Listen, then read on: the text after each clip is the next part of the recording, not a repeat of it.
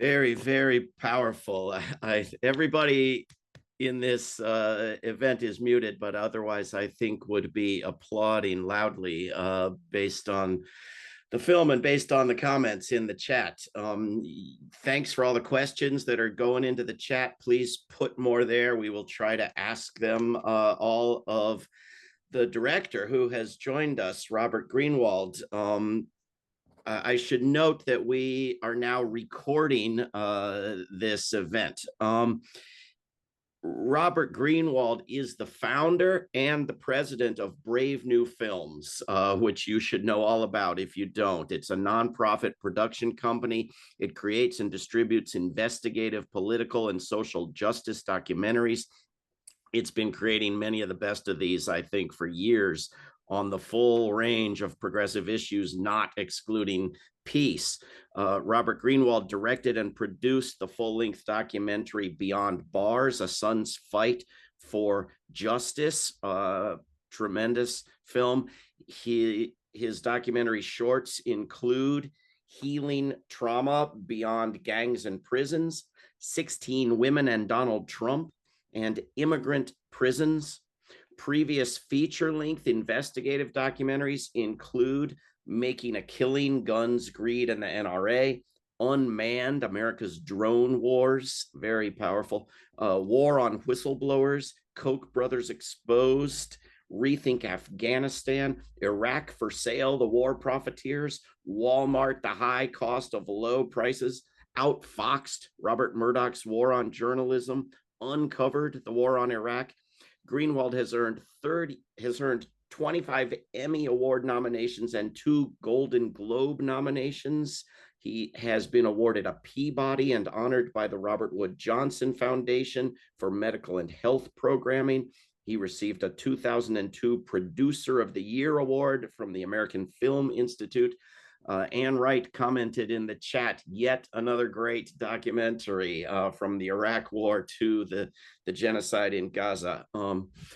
Robert Greenwald, thanks for doing this and for joining us here. Well, thank you for having me, and thank you all my friends and allies and colleagues at Roots Action for screening it. It's a pleasure to be here and to work with you all over many issues on many years.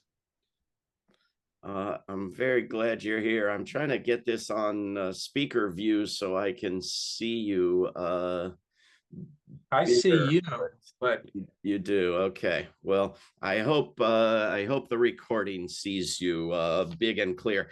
Lots of questions are coming into the chat. I'm gonna try and ask some of them and keep up with the new ones. But a lot of praise and positive comments, some questions and complaints as well that we'll get to. But how did you choose this of all the horrific, painful topics in an incredible destruction of a whole society?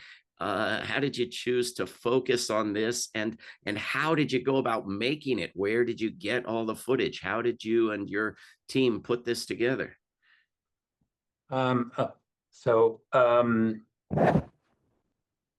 As you mentioned, David, in the very gracious introduction, we have done a lot of work over the years and have worked with many in your audience on various war issues.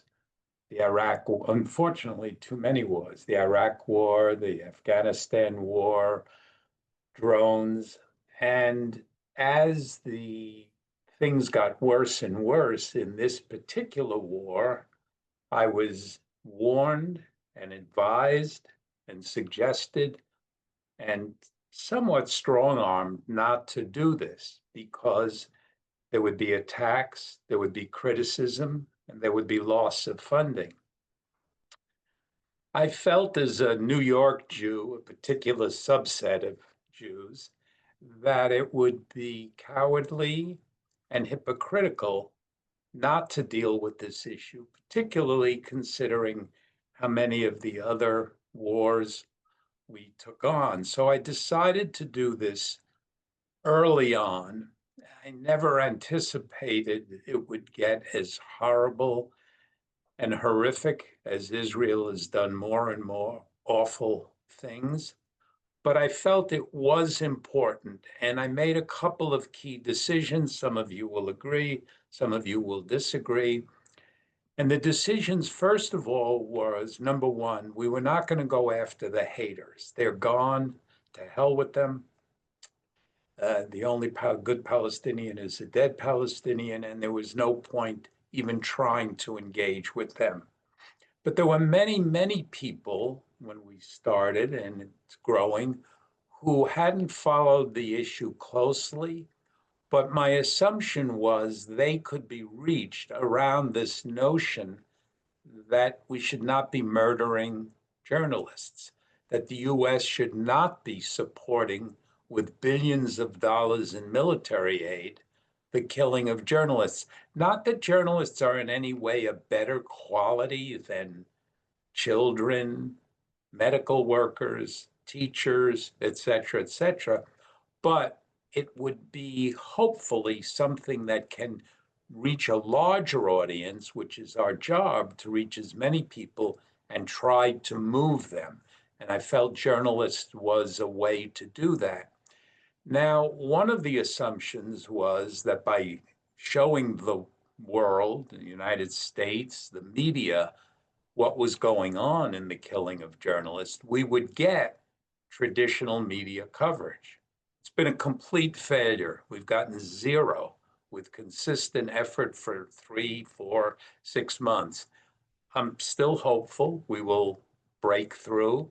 It's a long haul, but that part of the assumption has not been successful.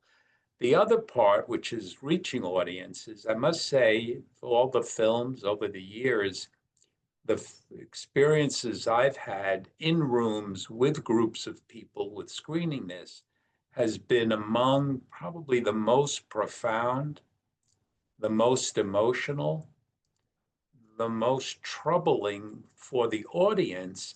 And so far, it seems that it's doing its job by moving people to take action. The film is a failure if all of the 150 people watching it here don't do something to take action that they hadn't done before the screening of the film. And we can talk about that. On the part of how we did it, David, in no way to compare what we went through with the extraordinary grief and pain and murdering of Palestinians. It was the hardest film emotionally. Seeing the footage, the nightmares, the pain, it stays with you, those images. It doesn't just disappear. And it was a challenge to figure out how many of those images to show. Could have made a 10-hour film wall to wall of horrible killing, murder, or brutality, suffering, but nobody would have watched it and it wouldn't have moved people. So my part of my job in directing and conceiving was to work on that balance of showing, not hiding the horrors, but doing it in a way that could motivate people to take action to change the policy that is causing this. It's an incredible job. There are, of course, many, many ways people can go take action at rootsaction.org and many other places. A lot of questions in the chat about, have politicians seen this? Have policymakers seen this? What has been their reaction? Can this be seen in schools? Can I show it to my organization? How do we share it more broadly?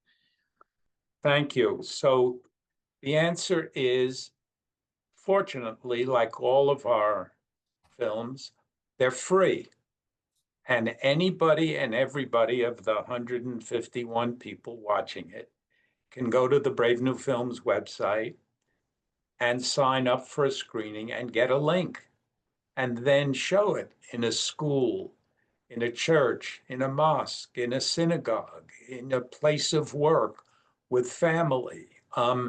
We just again, with no advertising, because we are more resource challenged than ever, particularly on this film, but we have certainly lost funders.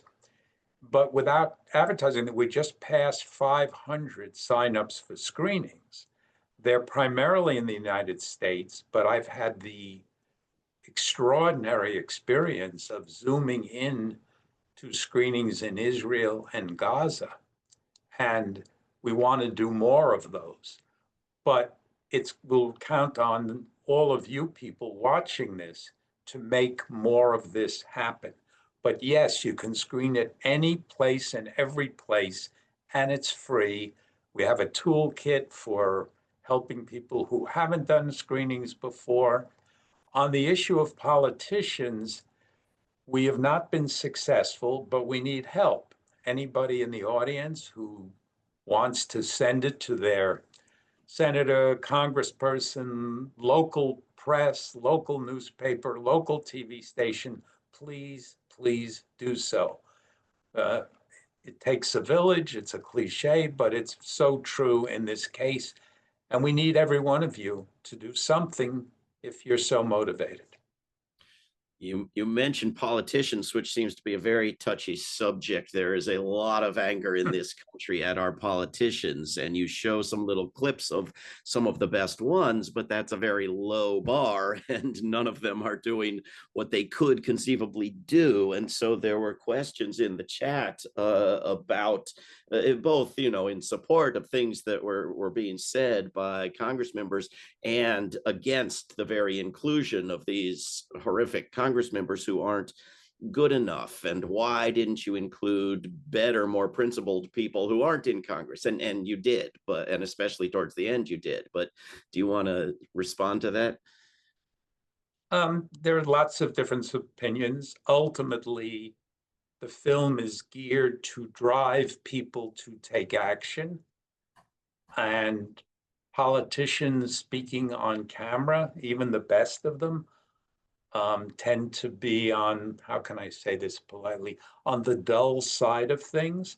And to make a film that would, I believe very, very strongly what film can do and what I try to do, what we try to do, is reach the hearts. If you reach the hearts, then you can reach the mind. I don't believe we should start with another PowerPoint or 15 explanations. That's where film is strong. There are plenty of people who do the PowerPoints, who do the books, who do the studies, who do the analysis. That's not what I try to do in the films. It's something else. Therefore, yes, there are many good politicians we didn't include. There are many good activists we didn't include.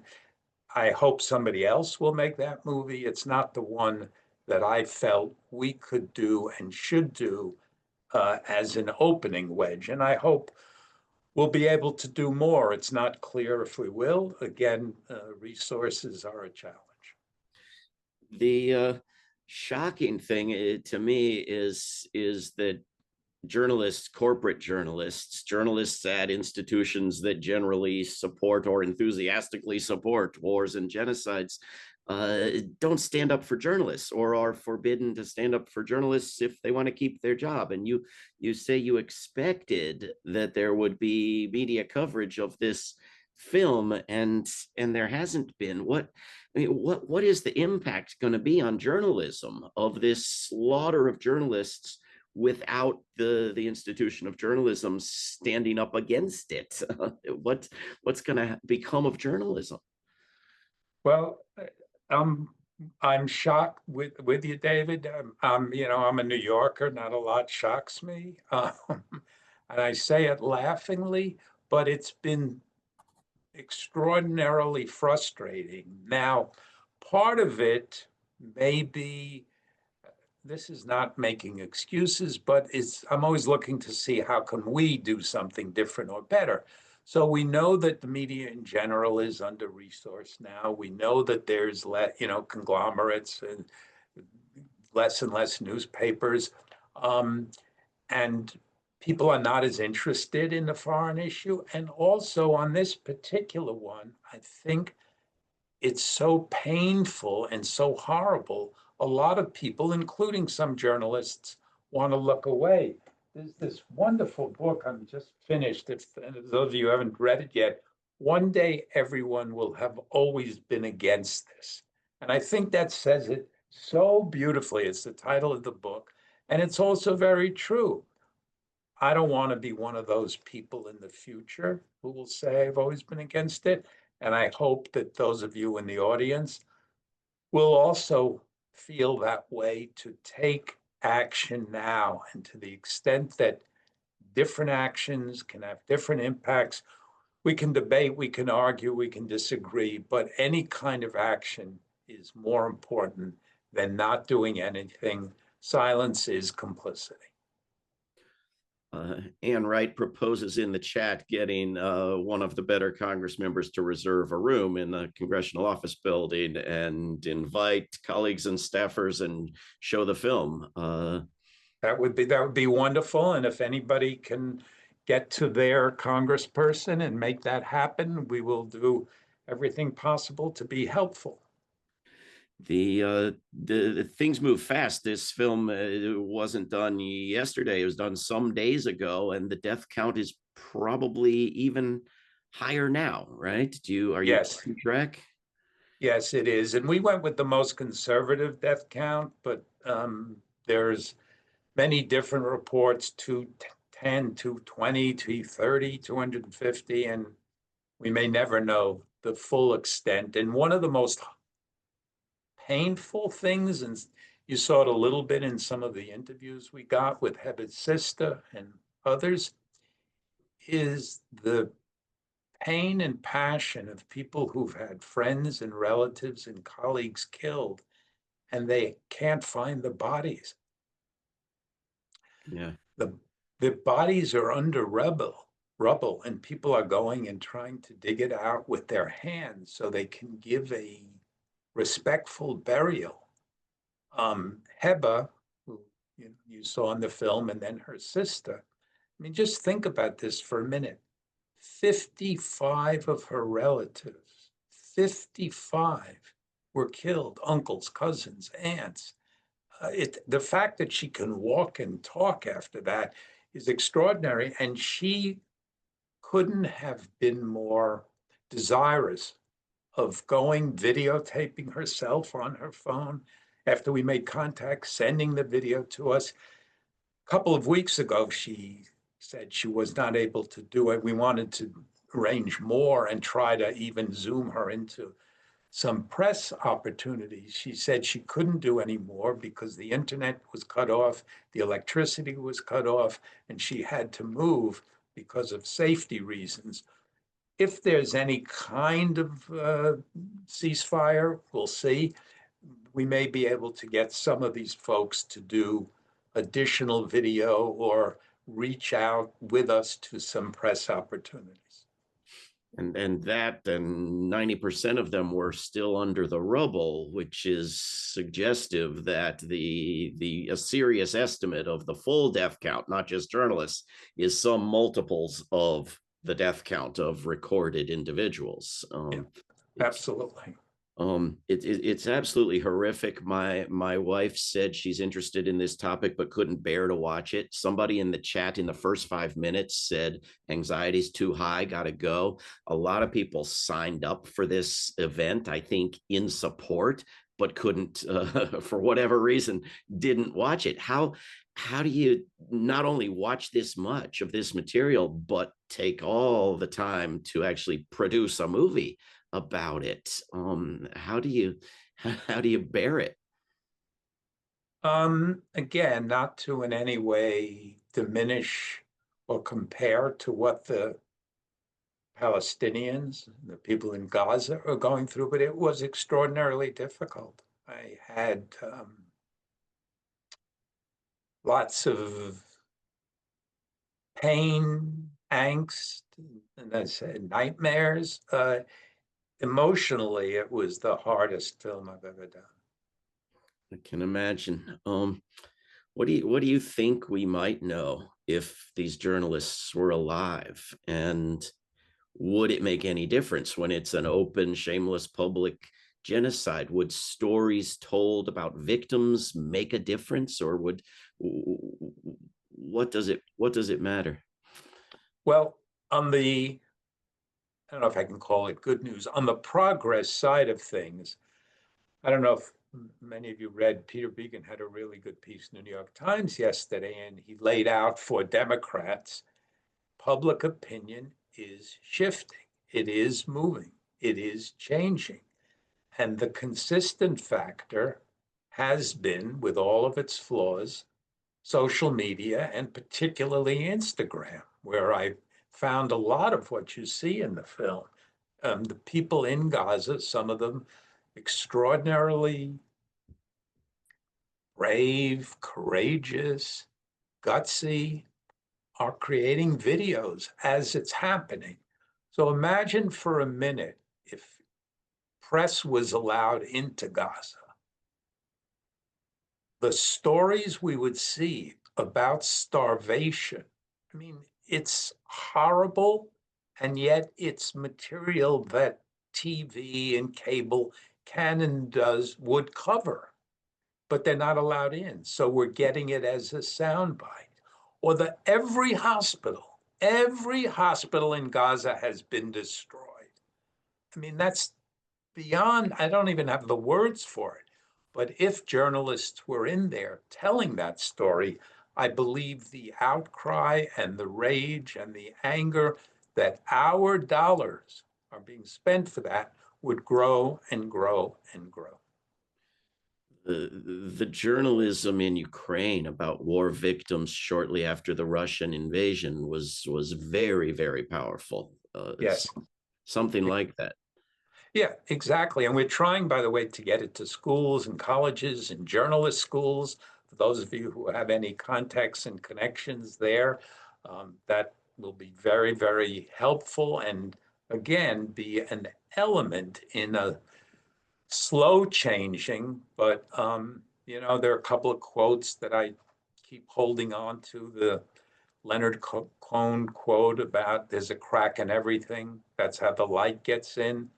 The Dr. King quote, it's only in the darkness of night that you can see the stars.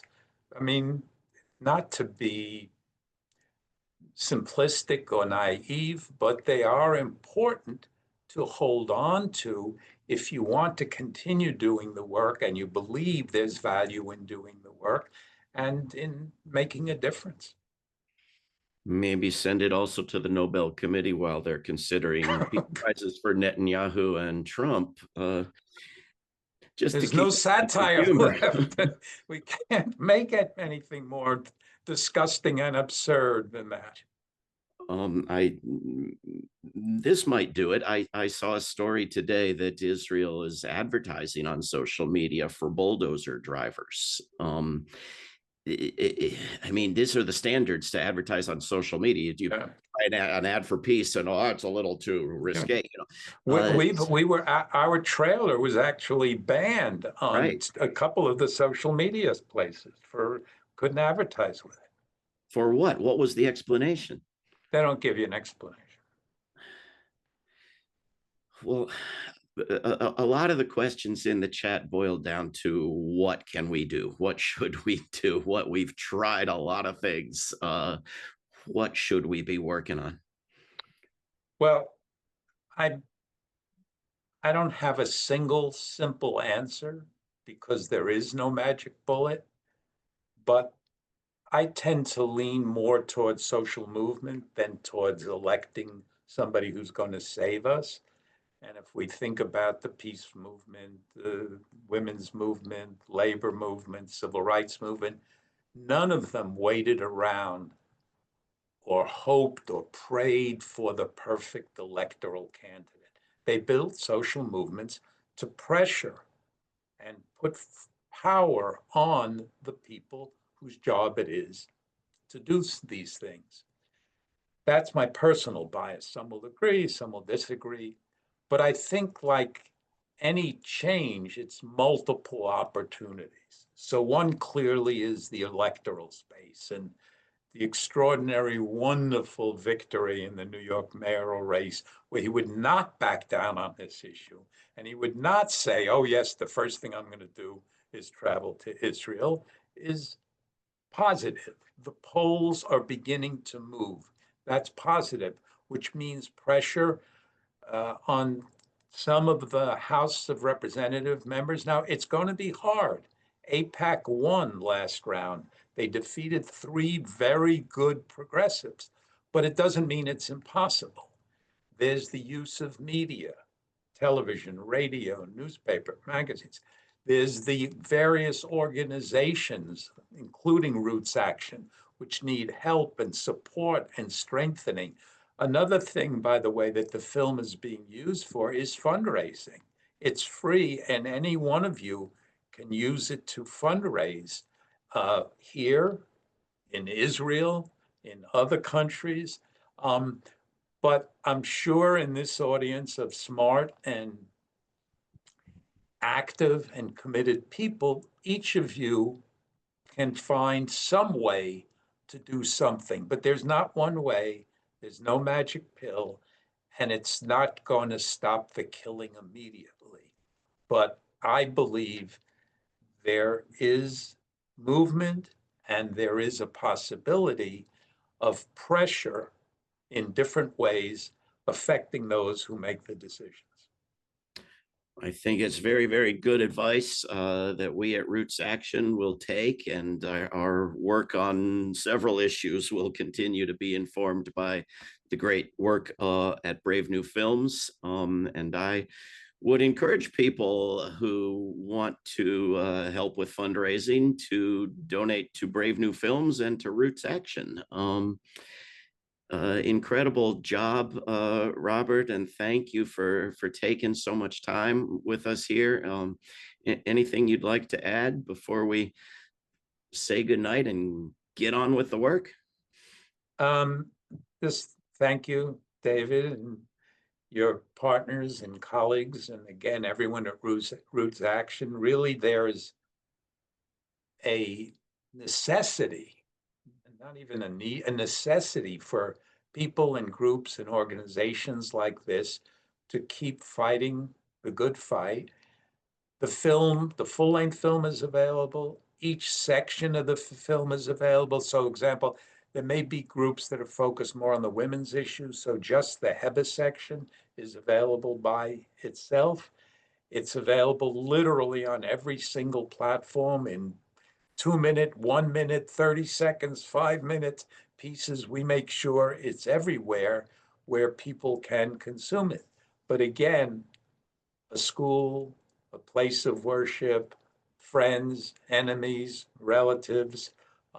I urge everyone to use it as a tool and not to let the emotion of the moment dissipate, but to stay with it, to take action. And thank everybody and see you at the front lines.